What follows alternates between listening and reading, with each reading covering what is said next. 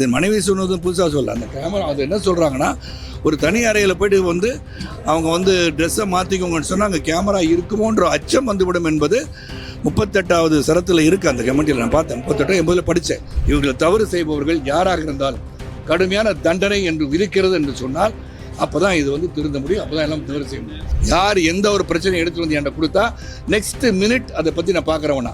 நான் ஒரு சாதாரண தலைவன் கிடையாது, நான் மற்றவங்க மாதிரி கிடையாது, ஏதோ அப்படியா பார்க்குறேன்னு சொல்ல மாட்டேன். என்னென்ன பிரச்சனை இந்த கலை உலகத்தில், அதை முக்கியமாக இது வந்து ஃபிலிம் இண்டஸ்ட்ரி சம்மந்தப்பட்ட பெண்களுக்கான பிரச்சனையை வந்து பார்ப்பதற்காகவே முதல் முறையாக இந்தியாவிலேயே ஒரு கமிட்டி ஃபார்ம் பண்ணியிருக்காங்கன்னா இது வந்து ஹேமா கமிட்டி மட்டும்தான். அதாவது முதலாவது ஹேமா கமிட்டி வந்து 2017 வந்து சிஎம்கிட்ட சொல்லி ஒரு கமிட்டி ஃபார்ம் பண்ணி ஹேமா ரிட்டையர்ட் ஜட்ஜ் ஹேமா கமிட்டியில் வந்து போட்டிருக்காங்க. சாரதா உறுப்பினர், பிரின்சிபல் செக்ரட்டரி, ஒரு சீனியர் பிரின்சிபல் செக்ரட்டரி ரிட்டையர்டை வச்சு ஒரு கமிட்டி போட்டு அந்த கமிட்டி வந்து ஆராய்ந்து அந்த பெண்களுக்கு வந்து உள்ள பாதிப்புகளெல்லாம் ஆராய வேண்டும் என்ற அடிப்படையில் அந்த ஹேமா கமிட்டி உருவாக்கப்பட்டிருக்கிறார். அதில் வந்து இந்த வந்து கடுமையாக அவங்க வந்து ரொம்ப சிரத்தையை எடுத்துக்கிட்டு என்னென்ன பிரச்சனை இந்த கலை உலகத்தில், அதை முக்கியமாக இது வந்து ஃபிலிம் இண்டஸ்ட்ரி சம்மந்தப்பட்ட பெண்களுக்கான பிரச்சனையை வந்து பார்ப்பதற்காகவே முதல் முறையாக இந்தியாவிலேயே ஒரு கமிட்டி ஃபார்ம் பண்ணியிருக்காங்கன்னா இது வந்து ஹேமா கமிட்டி மட்டும்தான்.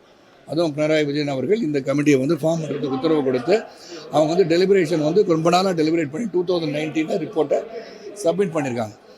அதில் உள்ள கோரிக்கைகள் என்ன என்று சொன்னால், ஒன்று வந்து பேசிக் கம்யூனிட்டிஸ் இல்லாமல் சுகாதார சீர்கேடாக இருக்குதுன்னு சொல்லியிருக்காங்க.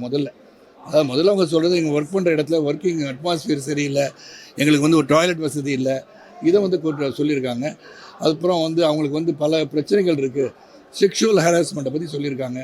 ஸோ இதெல்லாம் வந்து நடந்திருக்கிறத பற்றி அவங்க வந்து அவங்களுடைய இன் கேமரா அவங்க வந்து எல்லாருக்கு எதிரையும் அவங்க சொல்ல முடியாது. இன் கேமரா வந்து அவங்க வந்து எல்லாரும் சொல்லியிருக்காங்க. சில ரொம்ப பர்சனலாக இருந்துச்சுன்னா நேரடியாக வந்து தனிப்பட்ட முறையில் தனிநபரோடு உட்காந்து ஹேமா கமிட்டியில் அவங்களாம் உட்காந்து கேட்டிருக்காங்க. அதன் அடிப்படையில் அவங்க என்ன சொல்கிறாங்கன்னா, அது வந்து யாரையும் வந்து ஷேம் பண்ணுறதுக்கோ யாரையும் வந்து அவதூறு சொல்வதற்கோ அவங்க எந்த விதத்தையும் பேரை மென்ஷன் பண்ணி அவங்க சொல்லலை. இந்த மாதிரி நடைபெறுவது உறுதியாக இருக்கிறது. there is sexual harassment, amenities இல்லை, டாய்லெட் வசதி இல்லை, பெண்களுக்கு உபத்துவாரம் இருக்குது, கேமரா வைக்கிற அளவுக்குலாம் இருக்குன்றது அந்த கமிட்டியிலே சொல்கிறாங்க. இது மனைவி சொன்னதும் புதுசாக சொல்ல அந்த கேமரா அது என்ன சொல்கிறாங்கன்னா ஒரு தனி அறையில் போய்ட்டு வந்து அவங்க வந்து ட்ரெஸ்ஸை மாற்றிக்கோங்கன்னு சொன்னால் அங்கே கேமரா இருக்குமோன்ற அச்சம் வந்துவிடும் என்பது 38வது சரத்தில் இருக்குது அந்த கமிட்டியில். நான் பார்த்தேன் 38 80 படித்தேன். அப்படி இருக்கும்போது இந்த ஃபியர்ஸ்லாம் இருக்குது அப்படின்னோடனே இதை எப்படி தவிர்ப்பது என்பதை சுட்டிக்காட்டி அதை நிவர்த்தி செய்ய வேண்டும்னு அரசாங்கத்துக்கு சொல்லியிருக்காங்க. இதுதான் அந்த கமிட்டியில் உள்ள சாராம்சம். அப்புறம் இதில் வந்து கேரள நடிகர்கள்லாம் வந்து இன்வால்வ் ஆகிருக்காங்கன்னு சொல்லி எஃப்ஐஆர் போட்டிருக்காங்கன்னா அது அவங்க தவறு செய்தார்களா இல்லையா என்பதை நிரூபிக்க வேண்டியது அவங்க கடமை. ஆனால் நான் பொத்தமாக எல்லாரையும் பற்றி சொல்ல முடியாது. என்னை பொறுத்த வரைக்கும் எல்லா இப்போ வந்து நாட் ஒன்லி ஃபிலிம் இண்டஸ்ட்ரி, பெண் காவலர்கள் அவங்களையும் வந்து பல தரப்பில் குற்றச்சாட்டுகள் வந்திருக்கு. பல இடங்கள் இப்போ வந்து நிர்பயா கொலை இருக்கட்டும், இப்போ கல்கட்டாவில் நடந்த சம்பவமாக இருக்கட்டும், இது எல்லா இடத்துலையும் டாக்டரோட சம்பவம் எல்லாமே ஏதோ ஒரு விதத்தில் ஏதோ ஒரு வந்து சூழ்நிலையில் இதெல்லாம் நடக்குது. இது காரணம் என்னன்னு சொன்னால், எனக்கு வந்து எம்ஜிஆரின் பாடல் தான் வருகிறது ஞாபகம் வருது.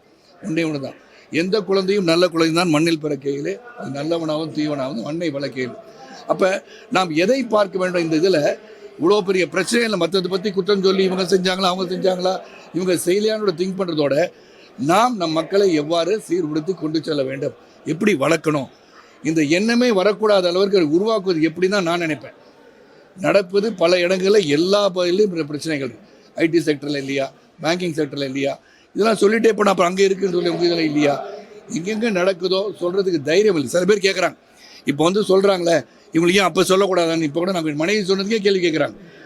சில விஷயங்களே அப்போ சொல்ல வேண்டியது சரி, அவங்களால வந்து தாங்குகின்ற சக்தி சரி, இதை கடந்து போகிற சக்தியோ அதை வந்து அவாய்ட் பண்ணி போகிற சக்தியோ இருந்தனால சில பேர் அப்படி இருக்கலாம். எல்லாருக்கும் நம்ம மனப்பக்கம் இருக்காது. அதனால் அந்த வேதனை வெளிப்படுத்துவதற்கு அங்கே போய் சொன்ன இடம், அதுக்காக ஒரு ஹேமா கமிட்டி அமைச்சிருக்காங்க. என்னை பொறுத்த வரைக்கும் நாம் பெண்களை மதிக்க கற்றுக்கணும், தாயை மதிக்க கற்றுக்குவோம் தான் பெண்ணை மதிக்க கற்றுக்குவோம். அதனால் அந்த பெண்களை மதிப்போம், அதுக்கு பாதுகாப்பு அளிப்பது மிக மிக அவசியம். பாரத பிரதமர் நரேந்திர மோடி அவர்கள் சிறப்பாக சொல்லியிருக்காங்க. அதாவது பாலியல் வந்து குற்றச்சாட்டுகள் நடைபெறுது, பெண்களுக்கு எதிராக குழந்தைகளுக்கு எதிராக நடைபெறுவது வேதனையாக இருக்குது, கடுமையான தண்டனை. ஸோ அந்த ஒன்று தான் எனக்கு முக்கியம்.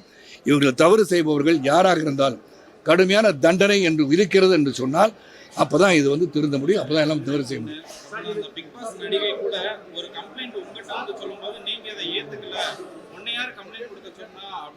யாரு யாரு ஏன்ட்டியா பிக் பாஸே நான் சரியாக பார்க்கறது இல்லை பாஸ், மன்னிக்கணும்.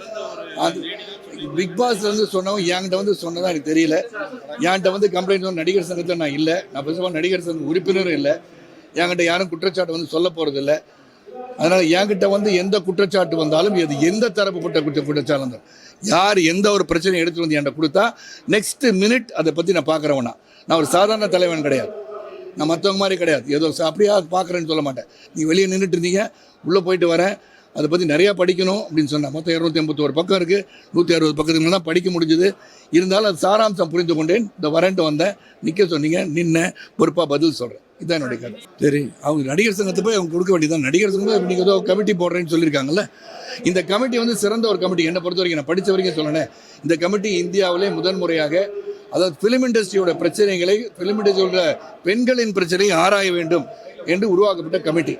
இது தொடர்ந்து எல்லா இடத்துலையும் எல்லா பக்கமும் கமிட்டி என்று வேணும். இந்த கமிட்டி என்பது வெறும் வந்து கண்துடைப்பான கமிட்டியாக இருக்கக்கூடாது. குற்றம் புரிந்தவர்கள் உறுதி செய்யப்பட்டால் தண்டனைக்குரியவராக ஆக்க வேண்டும் என்பதுதான் கமிட்டியுடைய நோக்கமே. அது இருக்கணும்ன்றது என்னுடைய கருத்து. இல்லை, நடக்காமல் இருக்கிறது அறிவு கிடையாது. எல்லா பகுதியிலும் நீங்கள் அப்படி பார்த்தீங்கன்னா அமெரிக்க ஜனாதிபதிக்கு போட்டியிடுகின்ற அவருக்கு நம்ம ட்ரம்ப்புக்கே வந்து இந்த குற்றச்சாட்டு இருக்குது. ஸோ அதனால் யார் எங்கே என்ன பண்ணுறா எல்லாத்தையும் வந்து தண்டனைக்கும்னா அவங்க தான் சொன்னேன், நாம் பெண்களை மதிக்க கற்றுக்கணும். முதல்ல பெண்களை மதிக்க கற்று பெண்களுக்கு பாதுகாப்பு அளிக்க வேண்டிய நம்ம கடமை என்று உணரும் போது தவறுகள் நடக்காது என்னுடைய கருத்து. அவ்வளோதான்.